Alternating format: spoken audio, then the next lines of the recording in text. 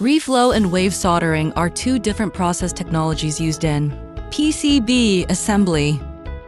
Let's start with reflow soldering. Reflow soldering is a soldering technique in which the solder paste pre-coated on the PCB pads is heated so that the solder in the paste melts, thus firmly soldering the electronic components on the surface of the PCB, which is mainly applicable to surface mount technology, SMT, components. Reflow ovens have 6 to 12 temperature zones.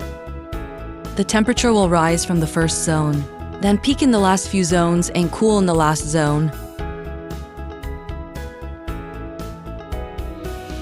Wave soldering is a soldering technique in which solder paste comes into contact with the pins or terminals of PCB electronic components to form a solder joint.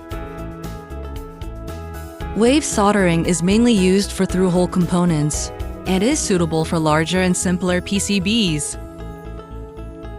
The solder bar will be heated and melted to a liquid in the machine. As the PCB and component pass through the boiling pot, tin is sprayed into the PTH holes and the component is soldered to the PCB.